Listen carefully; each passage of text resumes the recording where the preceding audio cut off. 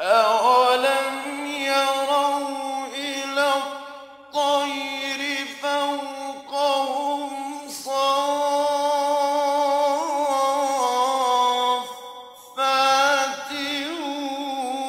وَيَقْبِضْنَ مَا يُمْسِكُهُنَّ إِلَّا الرَّحْمَٰنُ ۚ إِنَّهُ بِكُلِّ شَيْءٍ بَصِيرٌ أَمَّنْ هَٰذَا الَّذِي هُوَ جُندٌ لَّكُمْ يَنصُرُكُم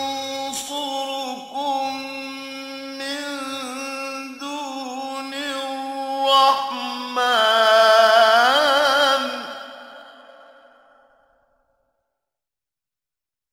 إِنِ الْكَافِرُونَ إِلَّا فِي غُرُورٍ